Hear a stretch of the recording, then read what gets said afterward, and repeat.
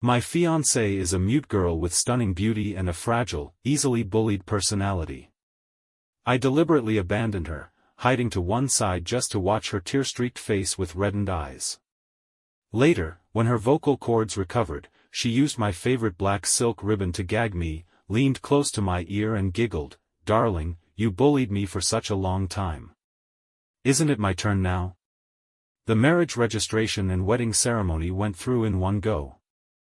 I was packed and sent straight to the room of the eldest daughter of the wealthy Thompson family. Marrying the eldest young lady is your blessing. Try to run again, and we'll break your 3 legs. The bodyguards shoved me in and locked the door. My head felt like a mess. Memories that didn't belong to me surged in. I had transmigrated into a novel, becoming a love-struck side character, offered up by his greedy family to the heiress of a rich clan in exchange for a massive dowry. That young lady, despite her wealthy background, had suddenly lost her voice and became mute. Her fate in the story was tragic. She treated the obsessive side character as her lifelong partner, responding to every request and giving him her full trust. Yet he blindly pursued the female lead, even helping her steal the family fortune, ultimately causing the heiress to die in a fire. One woman was naive, the other wicked. I didn't want to get involved with either. I found 2 iron wires and picked the lock. A few seconds later, the door opened. I looked up and met the gaze of a woman. She looked frightened, her small lips slightly parted. Her face was stunning and seductive, but at this moment, she looked adorably dumbfounded. My whole body felt numb. In my entire life, I had never seen a woman this beautiful. If only she were my wife. A servant rushed over, pulling the woman behind her protectively and scolding. "Miss, how could you run around like this? Your husband despises you. What if he takes this chance to hurt you?" My mind exploded. Heavens, that's actually my wife. I seriously suspected that this love-struck side character had brain damage. How could anyone not treasure a wife this perfect and instead chase after the female lead like a fool? My phone's wallpaper was a photo of the female lead. She could barely be considered pretty and gentle, but compared to the woman I had just seen, she was far inferior. With a wife like that, what am I even running for? Even if it's a sea of flames, I'd dive in for her. When I gave chase, the banquet had already started. As the eldest daughter of the Thompson family, Nina Thompson stood in a corner ignored, while the female lead, Madeline Thompson, just an illegitimate child not formally acknowledged, was surrounded by admirers. When she saw me, her eyes flashed with obvious disgust. No surprise, since the original version of me clung to her like chewing gum. Someone whispered something in her ear. Madeline Thompson's lips curved into a mocking smile. She sat down, stretched out one leg toward me, and smiled lightly. "Brother-in-law, my shoe is dirty." My mind exploded again. I remembered this exact plot point. The female lead publicly humiliated Nina Thompson by ordering her legally wedded husband, the side character, to clean her shoes. The love-struck idiot had even eagerly complied, utterly disgracing himself and his wife. I sneered inwardly but pretended to obey. As I walked past a server, I brushed her slightly and discreetly. In the next second, the drinks on her tray spilled entirely over Madeline Thompson's head. "Ah," she screamed in fury. I feigned surprise. "Oh no, I'm sure the server didn't mean it. With so many people watching." "Dear Madeline, surely you wouldn't risk your reputation and argue over such a small matter with a server, right?" Madeline Thompson froze, gritting her teeth. "Of course not. How refined and well-mannered the Thompson family's daughter is," I said sarcastically in my heart. Madeline Thompson was merely the daughter of a mistress. What kind of proper upbringing could she possibly have? Anyone observant would know I was mocking her. Madeline Thompson's face turned ashen as she jumped to her feet. I was about to speak when, unexpectedly, Nina Thompson suddenly stepped forward and stood protectively in front of me. She didn't say a word, only frowned and stared coldly at Madeline Thompson. The latter immediately backed down. It seemed she was quite afraid of the legitimate heiress. She gritted her teeth, seemingly ready to yield, but Nina Thompson grabbed her arm. "Sister, I already backed off. What more do you want?" Nina Thompson opened her mouth slightly, and although no sound came out, the shape of her lips clearly formed the words, "I'm sorry." Outsiders might not know, and they might think Madeline Thompson had all the glory and sat securely as the heir. But she herself knew well that the majority of the Thompson family's shares were still in Nina Thompson's hands. If Nina Thompson so wished, she could be kicked out of the family with just a flick of the wrist. As expected, her expression stiffened, but she still lowered herself and bowed respectfully to apologize to me. "I'm sorry. I hope dear brother-in-law won't hold it against someone as petty as me." I felt indescribably pleased and strangely warm inside. How could such a lovely young lady like Nina Thompson end up with a tragic fate, burned to death in a fire? I silently vowed that I would never let the plot in the book come true. The family banquet was halfway through when I went to the restroom. As I turned a corner, a small hand suddenly grabbed me. It was Madeline Thompson, her face full of grievance. "Ethan, have you forgotten your promise to me? Why did you help Nina Thompson go against me just now?" I looked at her, stunned. Wait, did the original version of me have some secret deal with her? What promise? "But you're so mean, pretending to have amnesia," she said.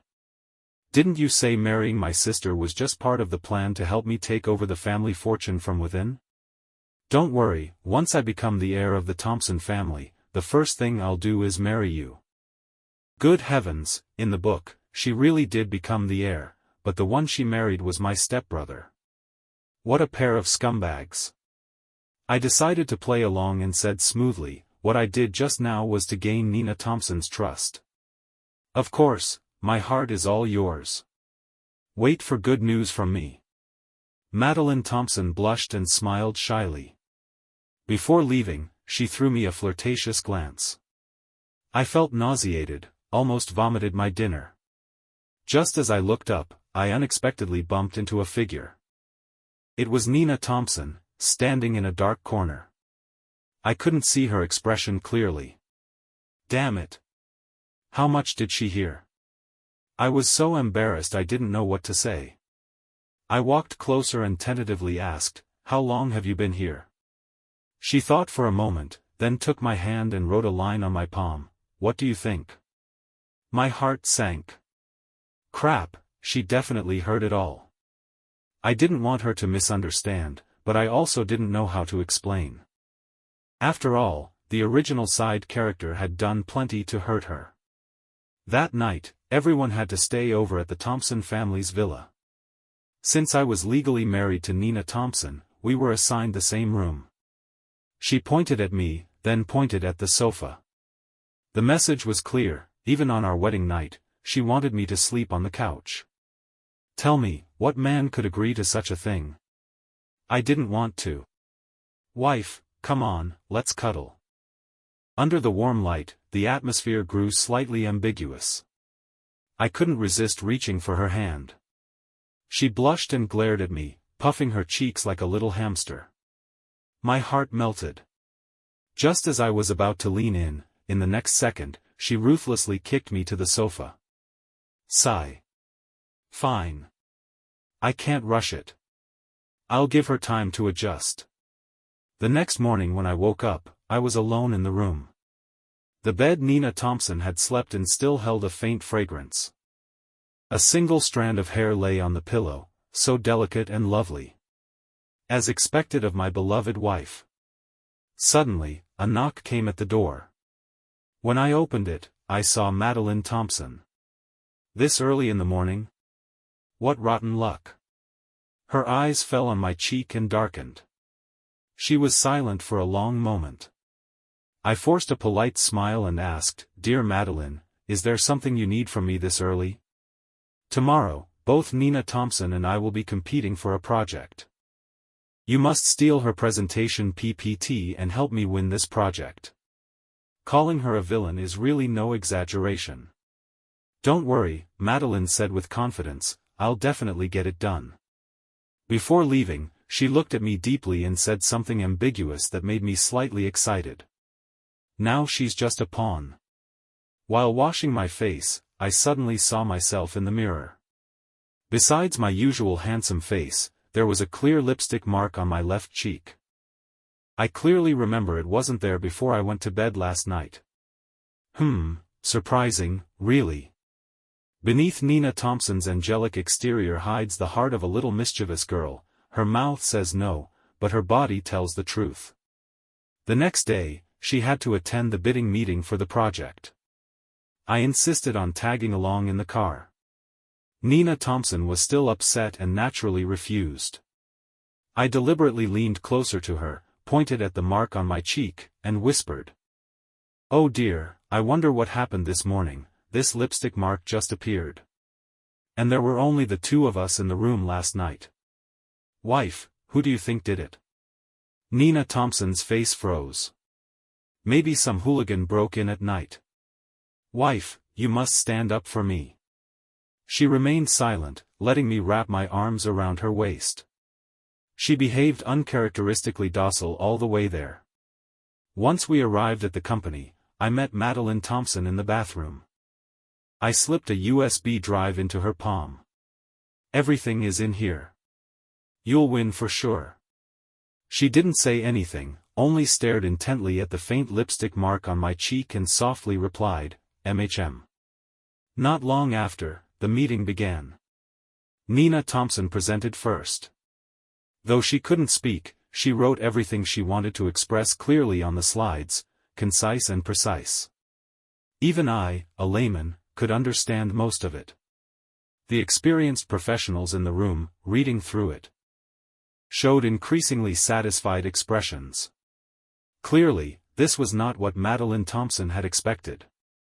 Afraid she might react, I shot her a reassuring look. She nodded, took a deep breath, and opened her own PPT. But as the screen projected, what appeared was a series of explicit images. The room erupted into chaos. The executives' faces flushed red, then pale with rage. Madeline Thompson screamed, "This isn't right. Something's wrong. Director Smith, Director Davis, please let me explain." But the truth was right in front of them, no explanation could fix this. Ridiculous. The two directors stormed out. Naturally, the project fell into Nina Thompson's hands. I was secretly smiling the whole way home. When we got back, Nina Thompson suddenly grabbed my hand and wrote a few words on my palm. Was it you? I thought for a moment, then gently held her face and said, No need to thank me, love. It's what I should do. She smiled, then typed on her phone. My assistant just explained to me what was actually in the other PPT. Seems like your resources are quite extensive. I couldn't help blushing. A beautiful woman teasing you like that, how can anyone resist? Soon after, Madeline Thompson messaged me, "What happened today?" Of course I wasn't done yet, I had to keep coaxing her. It was all my fault. Nina Thompson must have been suspicious of me all along and set us up. We both fell into her trap. People say she's meticulous and cunning. With my simple mind, I'm no match for her. Naturally, that made perfect sense. Madeline Thompson wasn't too concerned, just reminded me to find another chance next time. Just as I was lying down to sleep, I was intrigued by an incoming call. I stared at the screen for a long while, my interest piqued. It was finally time to meet the stepbrother from my childhood. The original body's mother had married a stepfather and taken this boy with her. That man was extremely biased. His own son was spoiled rotten, arrogant, and had always bullied the original body. His mother, dependent on that man, always sided with them. Her biological son was treated like grass, growing up in oppression and injustice. When the original body grew increasingly good-looking, that family couldn't wait to marry him off to a wealthy family in exchange for a huge dowry. Disgusting. As soon as I stepped in, a middle-aged woman warmly greeted me. "Nina, you're finally home. Come, sit down and rest." Even if she hadn't asked me to sit, I would've. I didn't come home just to be a servant. Just as my butt touched the sofa, a shrill voice suddenly rang out. "Ethan, is this why you were called back? To act like some kind of rich boss? You see all this work and pretend to be blind?" Clearly not satisfied, he kept laughing and added, "Let me tell you something, no matter what, a sparrow will always be a sparrow. Don't think marrying a mute woman will change anything. This must be the original stepbrother, Derek. His looks were nothing to brag about, he wasn't even worth one of my fingers. That's all." I smiled, deliberately squinted my eyes, and gave him a full head-to-toe once-over. Finally, I flashed a look of utter disdain. "Humph, what poor eyesight you have, little brother. After all these years, you still can't see clearly? Who here looks like the real sparrow?" "It's you." Derek, clearly hit where it hurt, jumped up furiously. My mother rushed over to stop us. "Nina, what are you saying? Apologize to your brother right now." I crossed my legs and stretched out lazily on the sofa, casually chiming in. "That's right.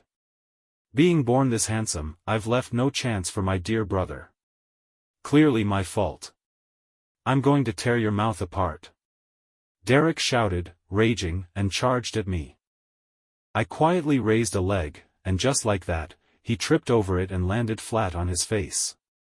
I couldn't help worrying for him, so weak and stupid. "How are you going to fight me like this?" The noise disturbed the stepfather, who emerged from the study.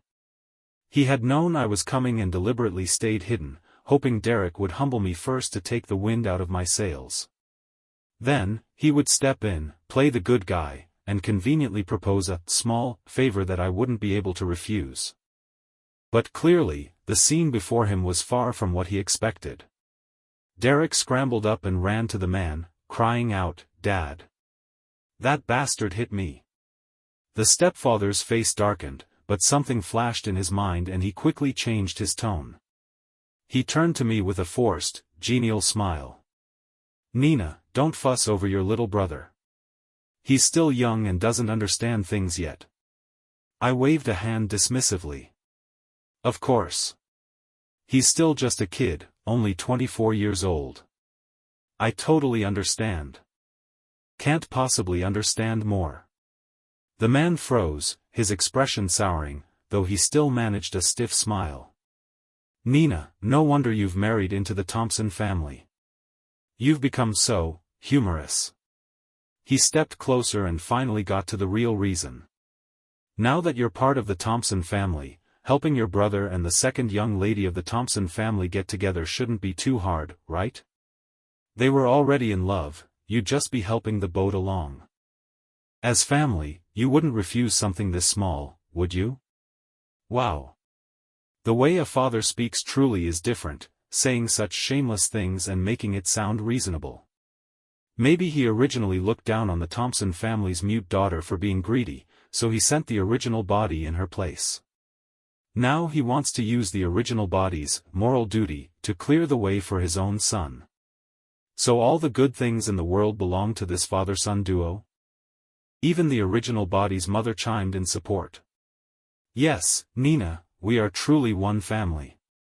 These are all things you should do." I laughed again, this time from anger. I genuinely felt sorry for the original body. When Derek called her own son a bastard, she stood by silently without saying a word. And now she dares to talk about family? Did this mother-son pair ever treat the original body as family? She knew the answer better than anyone. But then I thought of a more interesting way to play along. "All right, I'll help. I definitely will." "Good." I sent my stepfather a bank account number. But matching up with the Thompson family's connections requires a hefty price. Let's say, just transfer $5 million first. If it's not enough, I'll let you know. Derek gasped in disbelief. $5 million? That's casual to you? Why don't you just rob us? I feigned regret. Ah, looks like little brother really treasures your love. That's okay. I won't force you. After all, the Thompson family isn't that impressive, just one of the top 500 prestigious families in the city, with global connections. Their total assets? Merely a few dozen billion. The man staggered, nearly falling flat on his face. He swallowed hard, his voice trembling as he said, "I'll give it now, however much you want. And it's even brought unexpected benefits." Walking out the door with the bank card, I couldn't help but press a big kiss on it. It still carried a lingering warmth. Just as I looked up, I locked eyes with Madeline Thompson's wary stare. What a narrow road fate had prepared for enemies to meet again. She stepped forward to question me. "What are you doing here?" I smiled with a deliberately suggestive expression. "Visiting my little brother, Derek. Such a sweet and understanding child. After all, anyone who takes the initiative to give me 5 million deserves a compliment." A flicker of something unusual flashed in Madeline Thompson's eyes. As expected, I caught it right away. I recalled a detail from the novel. Derek was about to use the excuse of worrying for her safety to bring her home and meet the parents. Just because he once helped her by chance, this woman had already labeled him a kind, upstanding young man. This was also the key that allowed him to step into the high society circle. Seeing that their fateful meeting was drawing near, I grabbed Madeline Thompson's wrist. "I've just thought of a few clever ways to deal with Nina Thompson. Let's find a place to discuss." She frowned, clearly hesitating. I bit my lip, digging my fingernails into my thigh until my eyes reddened. "Madeline. Your brother Ethan is in danger. That mute woman's starting to suspect me. If we don't come up with a plan, she won't let me off." Sure enough, it worked. Pity sparkled in her eyes. She said nothing more and dragged me away. I turned my head slightly, and there he was. Derek stood frozen in place, staring blankly at our retreating figures. At the cafe, I noticed a shadow lurking behind a tree. As I accidentally waved, some coffee spilled from my cup. "Oh no, how careless of me." Madeline Thompson immediately rushed to help wipe me off. I subtly leaned in a little, just enough that from Derek's angle, it looked like we were intimately close. Once enough time had passed, I made an excuse to take Madeline Thompson elsewhere. But as soon as we sat down, Derek burst in, furious. "Ethan! How dare you secretly seduce Madeline Thompson? Don't forget, you're a married man." I shrugged indifferently. "So what if I'm married? Who says I can't get divorced? My little brother would never understand. For someone as handsome as me, being constantly pursued by beautiful women was its own kind of burden." After saying that, I deliberately spun the Rolex on my wrist and turned away with style, leaving him standing there pale with rage. The moment I stepped back into the house and saw Nina Thompson, I couldn't help but sigh inwardly. What a breathtaking beauty, just standing there was enough to soothe the soul. "I'm back." She wasn't on guard, and accidentally bumped into my chest, her forehead resting softly against me. I hadn't even had time to savor that sudden closeness when she suddenly pushed me away coldly. Her finger jabbed firmly at the table, where several photos were laid out. They were snapshots of my intimate moment with Madeline Thompson at the cafe. "You had someone follow me." I raised an eyebrow. She quickly typed something on her phone. "It wasn't me. Ever since you entered the Thompson family, countless eyes have been watching you. I don't want to see something like this again." She slowly tore the photos into shreds, her face expressionless. But the tight line of her lips betrayed her true emotions. I teased her on purpose. "Wife, are you jealous? Even the great Miss Thompson knows how to get jealous." She glared at me, then suddenly lunged forward and bit my chin. I instinctively wrapped an arm around her waist. If my wife throws herself into my arms, how could I possibly push her away? She seemed stunned by my response, looking up at me in shock. I leaned down and kissed her lightly on the lips, smiling mischievously. "Thank you for the reward, darling." And just like that, her entire face flushed bright red in anger. That night, she was still mad. She said she'd punish me. Her chosen punishment? Making me sleep on the sofa. I had to admit, this woman had her ways. But that punishment came just in time. Later that evening, Madeline Thompson called to complain about Derek. Apparently, after I provoked him, he'd gone a little mad, insisting she immediately bring him to the Thompson family to get engaged. But Madeline Thompson hadn't secured her position in the family yet. How could she make such a bold move? Derek refused to listen, thinking she was just making excuses. They had a huge fight and broke up on bad terms. I immediately switched to my sweet talk mode. Oh dear, how could Derek be like this? Poor Madeline is already under so much stress, and now he's causing more trouble. He really has no sense at all. A soft, gentle voice came through the line. Ethan, I know. Only you truly understand me. I forced myself not to gag, coaxed her with a few more honeyed words, then hung up and immediately rolled my eyes. Around midnight, I heard faint footsteps in the hallway. I didn't even need to guess who it was pacing back and forth. But I didn't go out. I wanted to see just how long she could hold out. I had no idea how much time had passed before I heard the housekeeper speak up. "Miss, why are you wandering around so late? It's dangerous, you know. Are you missing the young master? Come on, I'll take you to him." I peeked through the door's crack. Sure enough, Nina Thompson's face was flushed, her voice stammering. No need. She turned to run away. And in her hurry, smacked right into the door. I felt a little soft-hearted. Just as I opened the door, she bolted into her room like a startled rabbit.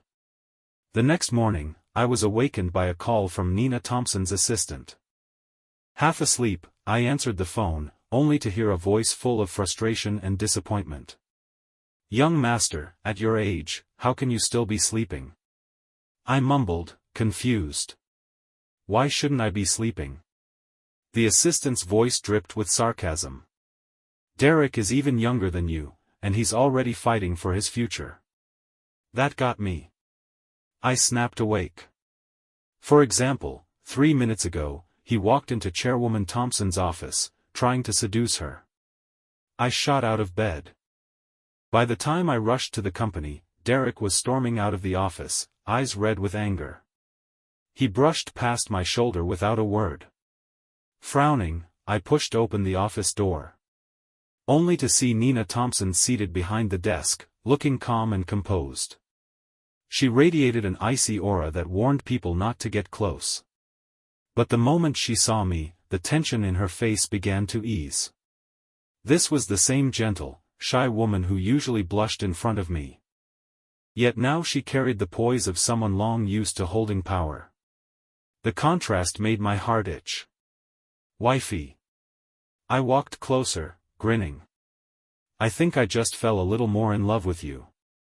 Without hesitation, she leaned into my arms and typed on her phone, "Only a little?" I chuckled and patted her head. "A woman shouldn't be too greedy, you know." Then she brought up Derek again, lightly brushing her fingers against my cheek.